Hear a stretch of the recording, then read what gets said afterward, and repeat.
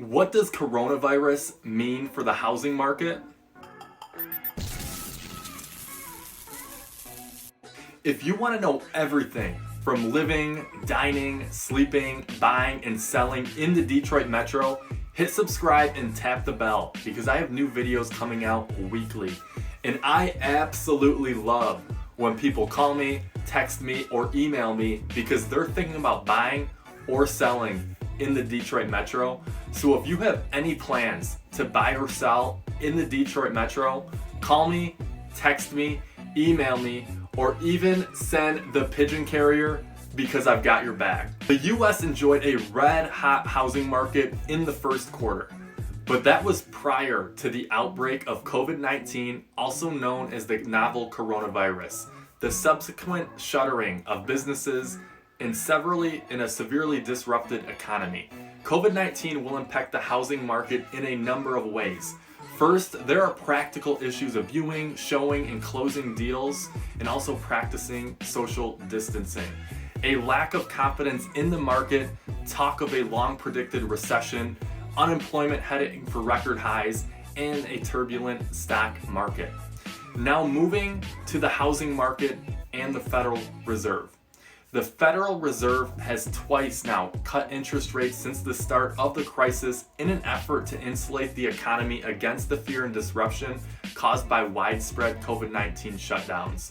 This sent mortgage rates to historic lows, which usually prompts new sales, but in this case, it prompted a wave of refinance application, pushing the Fed to step in again to stabilize rates. Mortgage rates may be low, but potential home buyers still face more pressing concerns. With record numbers of people out of work and claiming unemployment benefits, it's no surprise that they are also out of the home buying market. The next question is, has COVID-19 stopped the sale of homes in my area? And that depends. COVID-19 has certainly made things more complicated, but the stay-at-home orders have not stopped home sales completely. The National Association of Realtors warns that shutdowns have affected every aspect of home buying, and that includes brokerage operations, how listings are being marketed, and closing transactions. NAR says that some states, such as Wisconsin or Connecticut, have made it a point to classify real estate as an essential service. And in their states, shelter-in-place orders, and then other states, including here in Michigan, do not consider real estate to be essential. And then there's states like California, a state that classified real estate as an essential service due to concerns about the economic hit of another housing crisis. And even if real estate agents are able to continue the work, there are many other people like loan officers, appraisers, and inspectors involved in actually selling a property. And some states have, like Michigan, have included title companies, accountants, and real estate appraisers on their list of critical services. But at the same time, it is not true everywhere. Another issue is just because a particular business is legally allowed to continue operations, that doesn't mean everyone will do so. For example, some real estate professionals in essential states question the health risks associated with bringing strangers into other people's homes.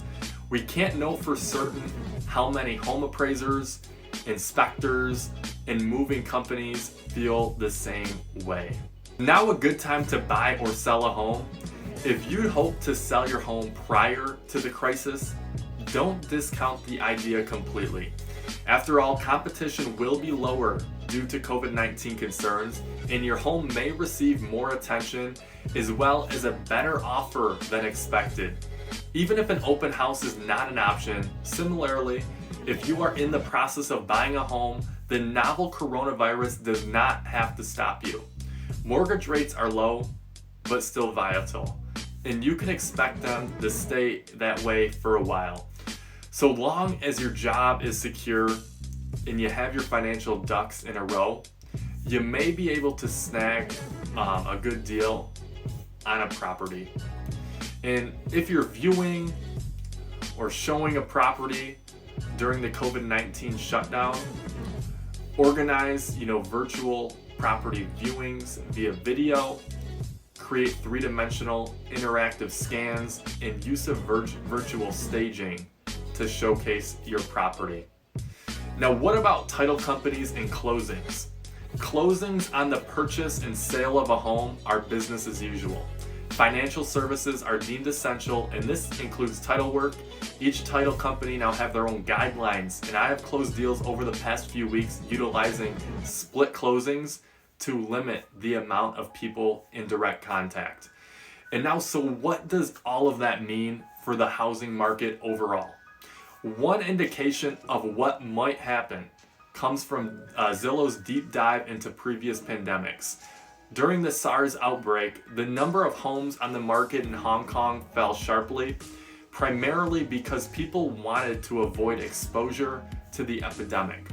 Still, the value of homes that did remain on the market remained steady, possibly due to the limited inventory. And the same is true of the COVID-19 outbreak in China. There were fewer homes on the market and transactions nearly ceased, but prices were not reduced much on the homes that did sell.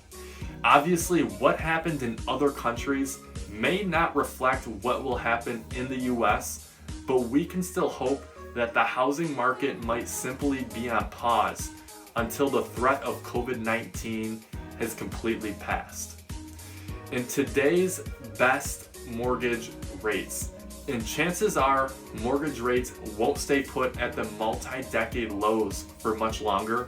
In fact, the Fed has already signaled that it expects rates to continue rising, and that's why taking action today is absolutely critical. So whether you're wanting to refinance or cut your mortgage payment, or you're ready to pull the trigger on a new home purchase, you're going to want to get started by scanning the market for your best rate. And if you would like to have a further conversation about the best options for you in your situation, call me, text me, or email me, because I've got your back.